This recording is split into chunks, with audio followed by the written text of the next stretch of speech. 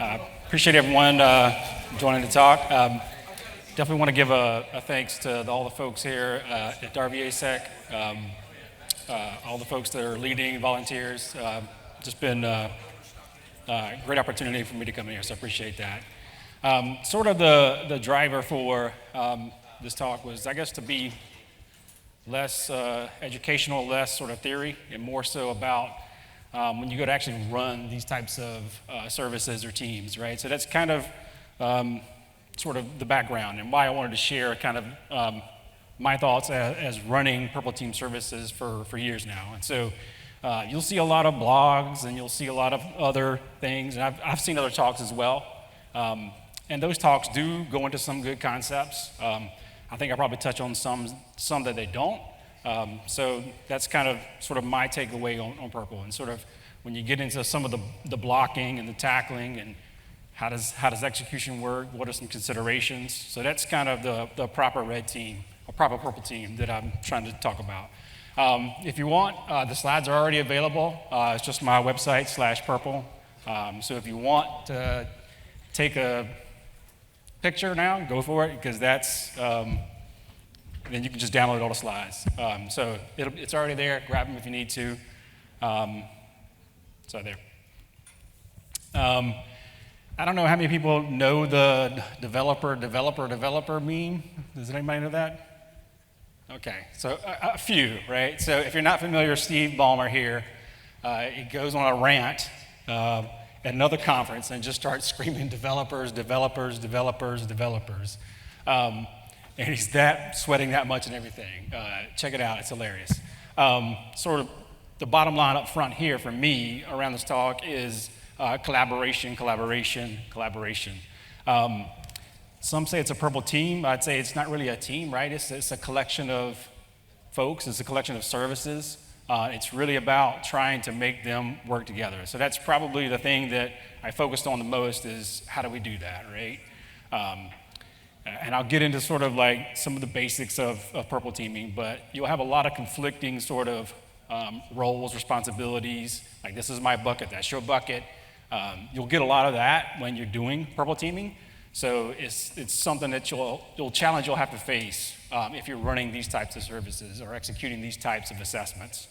I read a book not too long ago. It's called The Next Conversation. I don't usually kind of shout out books, but I thought it had some interesting ways of thinking about these situations. So the context of the book is Jeff Fisher is a trial lawyer. So he's always in these situations where he's either trying to win the argument or suggest, this is my case for doing this. And in the book, he also goes into, for his clients, right? He has to almost like talk them through, hey, the prosecution's going to ask you these questions, and you need to be prepared for that. So it's a lot of that. So that's kind of his take on some of these next conversations. He has a couple of good points in the book. One of them is that you should never win an argument. And that you'll see that a lot when you're doing Purple teaming type stuff, because you're having competing sort of roles and responsibilities, and you're trying to herd cats in a sense. And so the more you can kind of frame, I'm not trying to win an argument, right? I'm here to sort of improve the organization. That's kind of, I would lean into that. So it's a decent read as far as trying to navigate some of those conversations amongst different folks. So that's kind of one of the takeaways of doing this. Just an overview, probably a bunch of people do know what Purple Team is, and it's just red and blue, man, right? And that is true. And so I just one link to a Purple team. I'm not trying to define it a whole lot. So that's the what. And maybe back in, for those that don't know, so red is offense, blue is defense, if you're not familiar with the concept. And it kind of came out of the military, right? So they would do these war games where you'd have the offense and the defense. And the idea is you kind of run it through, right? And you see, all right, what happened? Why was this successful? Why was it not? Were we able to defend this? Were we not? How can we do that again? So in cybersecurity, it just translates down to the offense and defense. And so that's sort of the what it is. The why is probably very more important. You'll see other people when they describe purple teaming some of the value.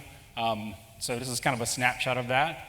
I think one is to foster the SOC collaboration.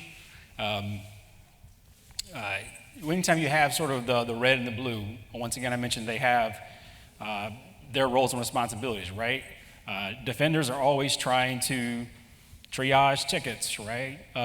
Understand what malware is doing, putting it into a sandbox. Like that is nothing to do with offense, right? So that's why they're hired, is to do those types of activities. Same thing on the red, right? They are trying to learn tradecraft. They're trying to understand what are some common issues in maybe configuration of a database and how to attack that. And so those are just competing against each other. And so what you want is for those folks to kind of try and talk and figure out, all right, why was this successful, or why is it getting caught? Another thing is to validate security controls. So anytime you've got a configuration on the other talk around ServiceNow, right? A lot of that is you're misconfiguring things, all right? So if you are trying to say, all right, this should prevent this authorization from these users, does that work? Okay, it does. So it's another way to validate that, right? Is your EDR solutions alerting like they should? Yes, they are. So purple teaming helps do that and validate those controls are working. On the offensive side, I found this very beneficial for the services that I run.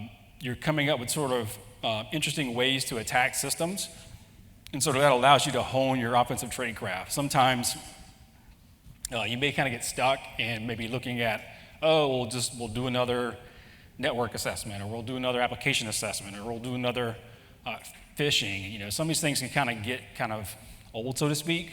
And so trying to figure out new ways to launch attacks against your organization and your systems kind of keeps that up to date. And so that helps as well.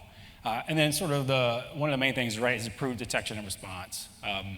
You're trying to figure out, if I launch certain attacks, you know, is that going to fire all the things? And not just that, right? Once they do happen, are we responding in an appropriate way? Are we flagging as a false positive when it's really not? Are we not, is that alert not at the right level? Or are we not responding in the correct way? I'll get into this as well, but you know, also in sort of maybe like places you would not normally execute some type of attack. That's another way to kind of improve the detection and response. For example, if you feel like your cloud stuff is not as where it needs to be, then you can start doing purple teaming in the cloud to try and improve that. So you're trying to get ahead of the curve in that way. And probably the biggest reason why, at least in my opinion, is that you're trying to mature your organization's cybersecurity posture. A little bit of tongue-in-cheek here against the tip of the spear threat actors, but I do believe that's how you're going to improve probably the best. I've done a lot of roles within cybersecurity. I think purple team to me is the best way to kind of mature the organization. Sure, you can do patch management, vulnerability management, and I'll go into that a little bit, but to me that's probably, purple does that the best in my opinion. You'll have some of the key roles and players, and no matter what organization, no matter what size, these roles are part of the process. It could be that one person is doing multiple roles, but either way, these roles will exist. And I kind of have the circular loop there, right? So maybe in an ideal state, you'll start with intel, right? So intel is going to tell you, what are the bad guys doing? And then the offense, okay, thanks for telling us what the bad guy's doing. I'll pretend to do that. And then detection is going to say, all right, that thing that you're doing, I need to make sure that I'm building alerting for it. And then on the response side is, okay, this happened. I'm going to investigate what happened in that. So that's sort of the high level stuff. And also in this, probably the key role is at the top, which is the coordinator. You got to have somebody. I mentioned herding the cats, and so that's something that it's that person's responsibility, sort of from wing to wing, to know, all right, here, who's going to validate what the objectives are, who's going to ensure that we have telemetry and capturing that, or is what intel feeding us, or the scenario here, is that valid? So you're trying to figure out during that process what is and isn't working, right? And they're also responsible, and I'll get to some of the reporting, is reporting out what that looks like as well. So anything from like curating a backlog of purple team requests or scenarios, all the way to delivering a final product, which is what you're looking for, right? On the side there, I kind of have sort of the process of the collaboration. The reason why I kind of point that out is it's very iterative in nature, right? And really, the way things kick off doesn't have to be in that fashion. So the example I give here is Intel says, hey, the threat actor is doing this. And the red team goes, okay, yep, we can emulate that, no problem. Maybe it's not a complex scenario. But then blue goes, wait a minute, we've already got rules for that. Now, maybe you do want to validate some of those controls, as I mentioned, but maybe it's not worth the juice to do that, right? And so you do it again. I'll give another scenario. Maybe Intel says, hey, bad guys are doing this. Maybe it's, launching attacks against an instance of Outlook. Okay, well, it's not easy for us just to spin up an enterprise Outlook environment, right, to be able to do that. So that's not a good scenario. Or we need to work it out in a different way. So you're doing that loop over and over again to try and figure out what's the right scenario to come up with. And so either way, that's the process of kind of going about it. I wanted to touch on the sizing of teams a little bit. I know we've got plenty of different organizations that are different levels. I've been in all of those. And even if it's not a large or a small organization, it could just be the resources that are dedicated to just cyber in general are small. Or it could be that they're kind of, hey, you've got a lot of resources to be able to do this. And so some of the pros and cons, in my opinion, is on the larger side, throughput is sort of a big one, right? You can actually, hey, can we walk through this scenario? Yeah, we've got, enough time and energy to be able to do that. That's a big one. Typically on the tooling as well, some of the largest teams or organizations will have tooling, and that can help with sort of easily navigating the process or, being able to run certain scenarios a little bit smoother. And then some of those dedicated roles. So you've got somebody that's actually there to do intel, which not all organizations have. So they can kind of go in and pull out some of the best intel as opposed to maybe, hey, I've just got these advisories that are coming out, and what does that mean, and can I emulate those? Prioritization is probably one of the cons that I've seen for this. I go back to, hey, this is my ball, and this is my ball, and so maybe the blue team is trying to figure out how they do detection in the cloud. And the red team is like, well, no, we're not really want to do that. We want to do something that's on the endpoint. So sometimes that can be tricky trying to navigate that. And then what do they think is at the top of their priority versus others? Stakeholder communication can be difficult within large organizations as well. Trying to figure out, who's the right message for or which team. So is it the endpoint team? Is it the network team? So sometimes trying to do that is a little bit difficult. And then also delivering that message kind of just ties into the communication part. For the smaller teams, I liken it to sort of the guerrilla warfare. You're able to be kind of nimble, and you can kind of pick different scenarios you want. So if you're, say, some type of intel or just a blog entry or whatever it might be, you're like, hey, let's try this, perfect, let's go. On larger teams, that's not usually the case. You've kind of got to walk it through, do some planning, so there's just a lot of more flexible with smaller teams. Same thing on the prioritization. They can say, all right, this is super important to us. We need to do this sooner rather than later. And there's not too many cooks in the kitchen trying to figure out, like, hey, this is sort of the top of our list now. And then I think the reporting can be a little bit more concise. So it could just be details in an email, right? To whereas on the larger side, you probably have to put a little more thought into it because you've got sort of, once again, additional people that are contributing to the report. I know for large organizations, I've seen where the reporting can sometimes take a month because of certain scenario. Maybe the red team dropped in, hey, here's what an insider would do. And then you're like, oh, well, we report out on that. That's going to tell people on the inside what they can do. So you have sort of like back and forth, which can sometimes be tough. The throughput is typically not as good for small teams. So maybe we do once a year, twice a year, something like that. And typically they're probably working with some type of open source tooling. It's not necessarily a bad thing, but maybe automating some processes might not be as smooth. And then I kind of touched on this, but maybe it's a person that has just multiple roles. Maybe they're doing identity management or vulnerability management, and how do we kind of sneak in purple teaming within that mix? So I think that's just one way to kind of figure out where it fits a little bit.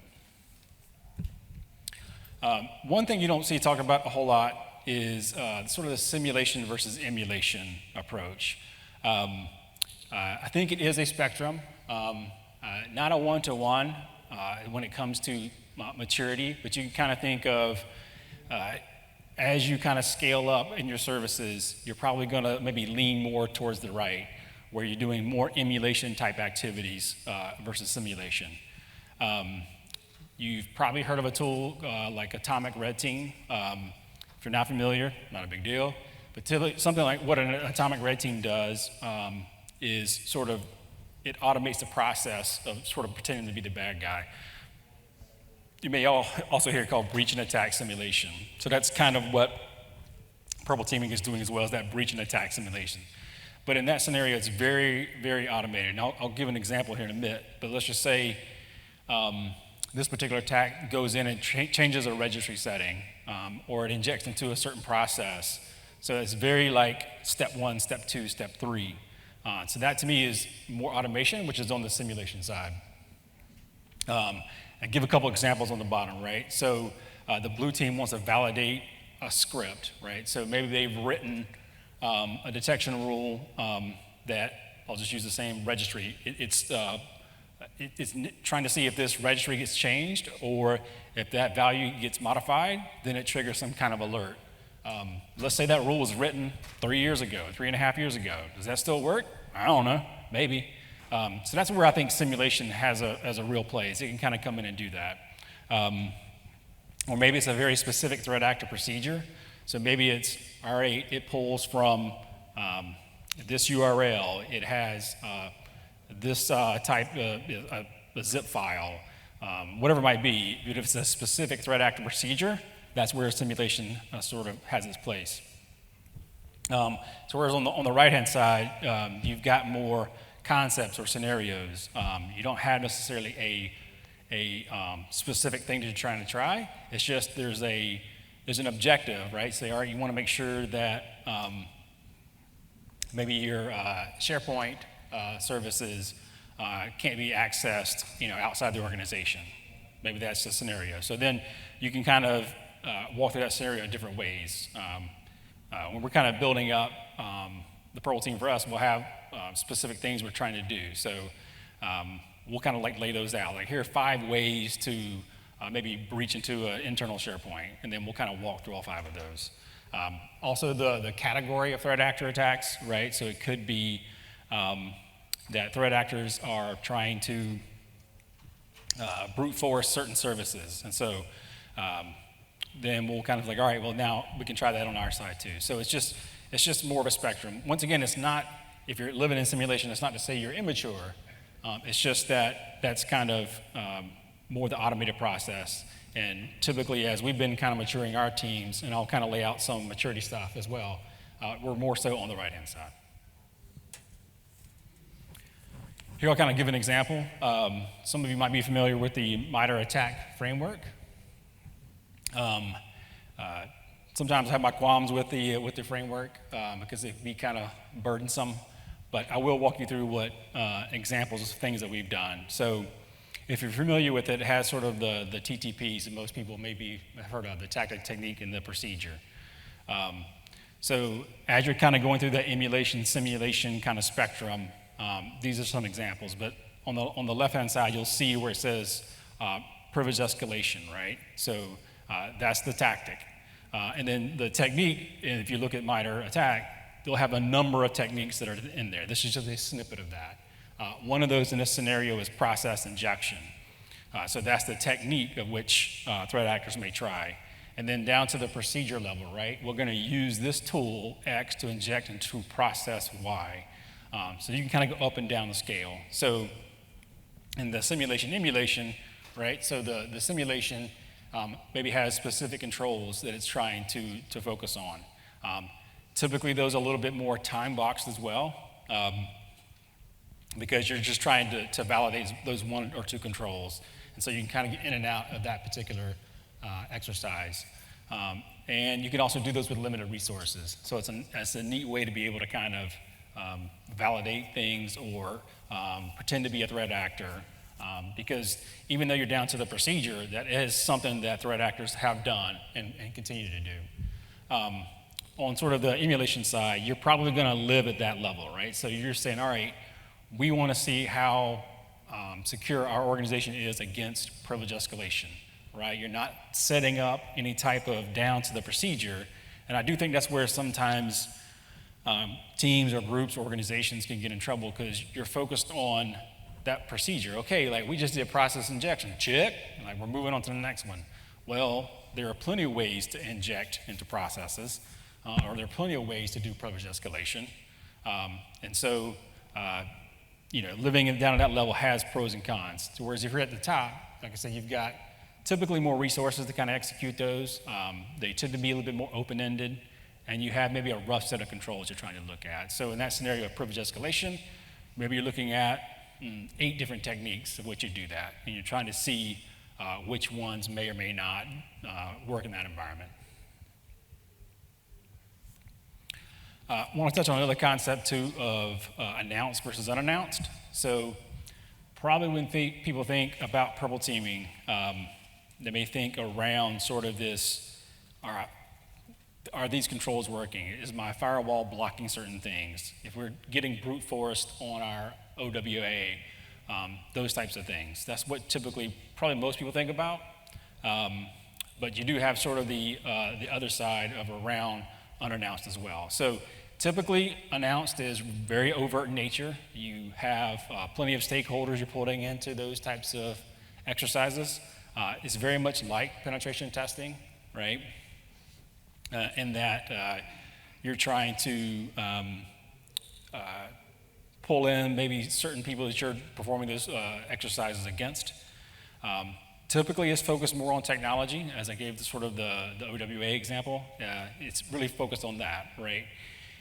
And in that sort of announced scenario, your responders, for the most part, don't have much role within that particular exercise. They're just kind of just monitoring kind of what's going on. And they may look and see, for example, if an alert does fire, would that catch their attention or something like that? But for the most part, they play a very limited role in sort of an announced type of a scenario. Maybe they're in the chat, but they're not necessarily responding to anything that happens. Or maybe they're telling people to ignore these alerts because they're part of a purple team.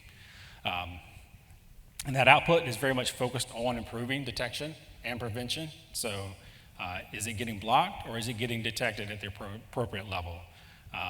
So things like, is the telemetry there, or do we need to go and grab extra logs from whatever resource in that scenario? Unannounced, kind of the opposite. So it's very covert in nature, very much like red teaming. This one is sort of inclusive. When you think of the people, the process, the technology, you're very much focused on the people and the process. Sure, it may include a component of technology, right? So, for example, maybe you have a particular payload that just gets slammed by EDR. It just sort of stops in its track. So in that case, maybe you want a payload to bypass EDR. And so in that sense, you're looking at technology, but you're trying to get to a certain point where, okay, it sort of surpasses that technology, and now we're looking at people and processes. So in this one, as you can imagine, the responders are highly engaged, right? And so and typically you'll see kind of what some people call a white cell, which has sort of maybe a handful of incident responders within the chat, but they're not making other incident responders sort of aware of that activity, much like any other red teaming type of activity. So you do have some people that are in the know, but they're not necessarily telling what the responders that is coming. And so it's very focused on improving those processes of incident response, right? So if you are on an endpoint and you're Kerber roasting, if you're on an endpoint and you're dumping creds, or if you're on an endpoint and you're keylogging, like in that scenario, what's the incident response playbook and how well do we follow it? I kind of call this out because sometimes people aren't necessarily as familiar with sort of the unannounced portion of purple teaming, but it's in the industry. I'm not going to read every single one of these, but there's plenty of ways that they call out sort of the people and the processes. And like, for example, going back to sort of that collaboration, no one wins an argument, CrowdStrike kind of calls out, it's a healthy competition, right, between sort of the red and the blue. But it's doing that to foster that cooperation. You might be familiar with Skype. They kind of have this purple team framework, which I think is a solid approach. I don't get into that a whole lot, but it is one to kind of look at. They'll walk through sort of the more detailed operational work that goes into purple teaming. But even here, they call out, you want to test those policies and processes, right? And those help improve the organization. So unannounced is not a foreign concept when it comes to purple teaming. Also for some people might say, then, all right, well, if you're doing that, then what's the difference between those different services? And this may be sort of focused at maybe larger organizations or organizations that have these types of services. But I did want to kind of identify this because sometimes it can get kind of tricky. And I'd also wouldn't, this is not word is born, right? This is a guideline because these things can really sort of bleed together, right? So this happens for us is a pen test could turn into a purple, right? You're doing an assessment against, maybe some technology and you find Java deserialization in this application. Oh, that's a big deal. Did we catch that? I don't know. Let's talk to our defenders and let's kind of make this into a purple team now. Same thing with red. They're doing some type of activity. They're bypassing certain controls. Maybe they're staying on an endpoint or their activity is hard to detect. Okay, why aren't we detecting that? Okay, let's figure that out. And so red then turns into purple there. So it's not they don't live in a box, but if you have doing pen testing or red as part of services, they can then sort of morph into other things. And here I kind of lay out sort of some of the objectives and the methodologies. So I think pen testing as you're just trying to identify a weakness, all right? To whereas red team, you're probably really trying to improve the overall security organization. Typically, this was one I kind of mentioned here is kind of an objective based, right? So maybe you've got some the crown jewels and its source code, and you want to make sure that no one can access or has limited access. So the objective is to get the crown jewels of the source code that kind of runs the organization, right? Or it's a large application that makes a lot of money for the organization. And purple, like the objective, once again, is to sort of have that red-blue collaboration. And in the approach for that one typically is where you've got sort of the red team tactics sort of against the blue, right? The red is more sort of this zero knowledge full kill chain. And when I mean zero knowledge, I don't mean that maybe the red team isn't aware of certain processes or roles or technologies within the organization. I'm just saying that typically they'll make sure that their approach has that sort of zero knowledge view of it. And the pen testing side, you're really just trying to launch attacks sort of based on full knowledge, right? So you're going into an assessment where you've got architecture diagrams, you've got user manuals, maybe you've got developers there with you, right? And so that's sort of that full knowledge sort of a look at the way of doing things. And the methodology is probably the one to call out here. So purple's very scenario based. It may or may not be request driven. Typically, I don't see them as request driven. It's typically something that comes out of sort of the internal organization. So maybe Intel has found something, or maybe through an incident that was a bit scary, like then we want to purple team that again and figure out kind of how we can improve. So it is scenario based, but it may be driven from different perspectives. Red, I kind of touched on it, right, is very like, how can we do X, Y, and Z, right? It's very fluid in the way they try and attack things. And their path to success is very flexible as well, right? So if they may attack this over here, even though it's not related to the source code over here, because then a couple hops later it may get them to that objective. And pen testing is very much checklist driven. I'm sure some have heard of sort of the OWASP top 10, right? So you're trying to make sure that these are some of the top vulnerabilities, and let's launch those attacks and see what happens, right? And the scoping for these things slightly differ as well. So for the purple, you mentioned, we saw the attack framework, right? So this is sort of these are the TTPs we want to do. We want to do these 5 privilege escalation attacks. Red team, as I kind of mentioned, is like, you may start here, but you'll end up over there. And then typically pen testing is focused on these systems. I go back to that sort of maturity scale. So maybe on the left-hand side, you've got that sort of that vulnerability management or vulnerability assessment. And you kind of go to pen testing, the purple, and then sort of red. You'll see some of these out there in the industry as well, as this kind of describes that. And if you're trying to do any type of early adoption of adversary emulation, you can kind of start on the left-hand side and kind of work your way up. And I've even heard the phrase, if you don't have a red team, start with a purple. And I probably would agree with that as well. So the output, the template. I have read this book. It has some good takeaways, and I'll touch on other things that are in this book as well that I maybe slightly disagree with. But there is no one true way of executing or reporting. You'll see, not just within this book, but other frameworks that talk about purple teaming. You should start with Intel and then go to red. So I don't think you have to do that. And so I think there's a number of ways to kind of do that. And some of at least the things to consider, at least that I've seen to date, is sort of this template. You're going to have sort of that key takeaway, right? We did the purple team exercise. What was the outcome, right? You want to make sure you capture that. The objective of the assessment, so you have to get a good hold of that. And this can sometimes be difficult with those kind of competing priorities, right? So maybe the detection team, they're worried about, ISOs coming through the email clients and then executing on endpoints. Maybe that's something, for whatever reason, they want to validate that, right? And so you've got to make sure you kind of figure out what the objective of the assessment is. Not as easy as it seems. It's just, here's the objective. I kind of put this as optional. I tend to try and capture this, but it's sort of the blue hypothesis, right? So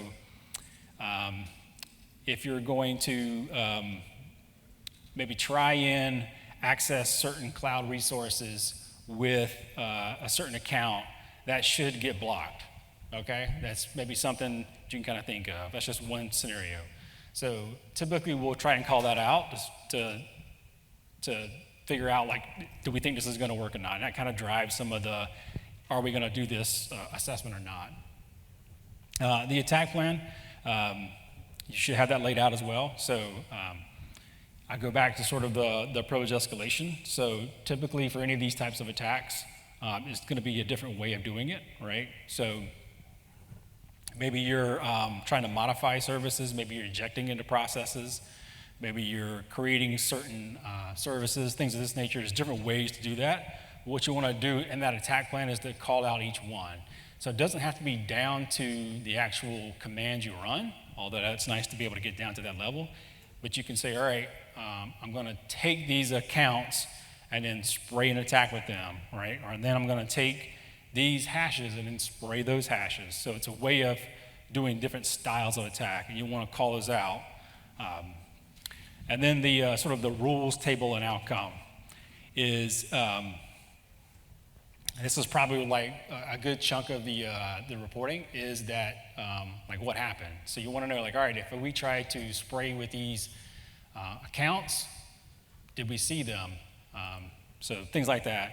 And then the activity log. And this is just sort of we did this attack, this is what we saw. We did this attack, this is what we saw. Here's an example. So the key message, you can't prevent in our current environment, but we can now detect malicious activity. Here I'm kind of going through a sort of the USB thing. So maybe we can't prevent the USB, malicious USB from getting plugged into certain endpoints, but we can detect it, right? So that's an example of a key message. Here the objective was determine the effect that various malicious USB devices have in our environment. Okay. The blue hypothesis here is that we have rules 1, 2, and 3 that should probably catch this when we plug it in something malicious. And then the attack plan is maybe we plug in a standard keyboard, or maybe it's a keyboard that you don't get issued typically in the organization. Then you maybe plug in a USB that pretends to be, or a Raspberry Pi that pretends to be a USB. And then all of a sudden you're buying commercial malicious USB tooling, and then you're plugging that in. So that's something like the attack plan, sort of the 1, 2, 3. And the rules outcome, I think, is pretty valuable. So maybe you validated those 3 rules, maybe you enhanced one, and maybe you created a new rule. I'll get into metrics, but a lot of people sort of focus on sort of what was the outcome, and the rules kind of help define that. And the activity, you can just kind of a basic sort of, timeline's always important when you're doing this as well. Metrics. There are certain things that I would recommend. On the announce side, you can kind of think of just your throughput or your velocity, like how fast can you execute certain prototyping. That's always good to know. The ones we track today, the number of rules tested, the number of rules validated, rules enhanced, or rules created. And you notice I said enhanced, not modified, right? Rules that are getting enhanced. On the unannounced side, some of your typical stuff, time to detect, time to respond, time to contain. Once again, these are just guidelines. This is not set in stone around some of these metrics. But I will call out sort of like, what do you mean by define, detect, respond, contain? I'll give some examples here because it's not always clear what those are. So maybe an alert is, the definition here is suspicious activity. An example is a rule fires. Detect, right? It's sort of verifying a threat. My take on it is that's when an incident is cut, right? So you see the alert, something's happening. Do we know it's an actual threat? And as an analyst is looking at stuff, oh, well, I think it's a threat. Oh, I better cut a ticket. That to me is when you sort of detect it. Responding is sort of that root cause and impact. And I do kind of like to focus on the impact. So maybe you're looking at what the attack was or what this malicious activity is doing. You're doing that analysis. Maybe you're dropping into sandboxes, validating certain things or on an endpoint, whatever it might be. But at the end of the day, you're also assigning a severity to it as well. So is this high, medium, low? Is this critical? That's how in the response process, that's kind of what you're doing.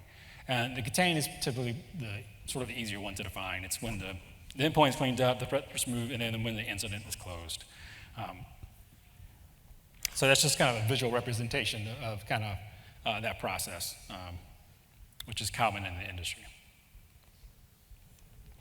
I'll also mention some of these challenging environments.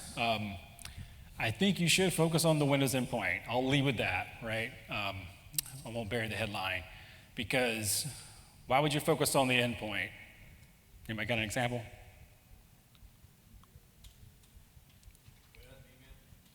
Say that again? Yes. Yeah, users, stupid users.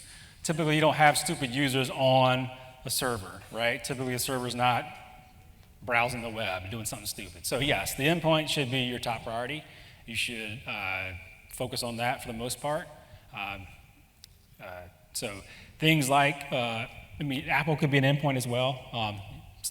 Definitely look at things like that. So these are just some things to consider, right?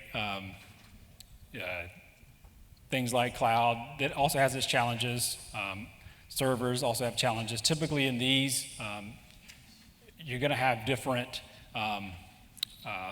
ways of looking at those things, right? So it could be you don't even have telemetry for those. So it wouldn't even make sense to say, let's do some purpling and mobile because we just don't have that telemetry. So, and typically as your service matures, you'll kind of get into some of these areas, but I would still focus on the endpoint. I know one time we were thinking about doing stuff even just for servers, which is not that hard to implement. And we kind of backed off of it because we knew there were plenty of things on the endpoint or on the network that we just haven't really touched yet. So, maturity model. I've kind of been hinting at this the whole time and talking through certain things like, hey, you'll be more mature here, more mature there. This is something that I have documented. The red team maturity model is kind of what we landed on. I mentioned that book in the past, previous slides. So that book talks about a maturity model as well, but they have 3 levels. I think most people will agree that 5 levels is probably the sweet spot. I think so as well. And as we were kind of walking through, if you look at the red team maturity model, once again, it's a guideline. They kind of break it down into sort of that people, processes, and technology, and they also have a program one as well, which we don't really use as much, but no matter which one, for each one of those things, right? So, so this is for the process, right?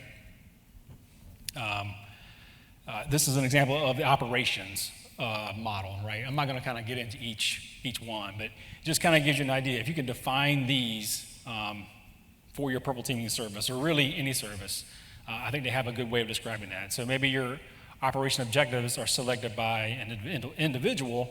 That's not an urgent need. All the way to level 5, where operations are based on objectives, criteria that consider business needs, threat intelligence, et cetera, et cetera. So you can kind of, same thing with like tooling, when you have sort of technology, maybe your tooling, right, you just got some open source tool that you try, and then maybe on level 5, you've got like, custom created tools that help automate the process of doing privilege escalation, right?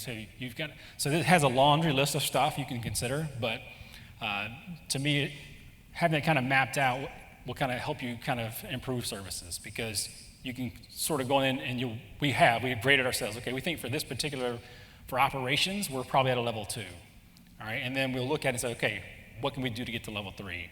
Oh, okay, well, maybe we can plan a little bit better. We can bring Intel folks in a little better. So it kind of gives you a roadmap to improve your processes. And so it kind of helps to kind of figure out where you are and where you need to be. And I'll also kind of mention, if you're trying to get into that space, that helps define it as well. So maybe you think you're here, so okay, maybe we're not doing this the level of purple teaming, so we'll kind of start at this level and go from there. So some of my takeaways, this is probably what I'll close on, is I've kind of had to do it all over again, what I focus on. I'd say nobody's perfect, just iterate, just go ahead and start doing them. Sometimes you can get that deer in the headlights. I think just kind of start. And then that, I'll go back to the collaborate. That to me is something, the culture is something you're gonna have to kind of bake into the process. And so having that culture of collaboration is extremely, extremely important.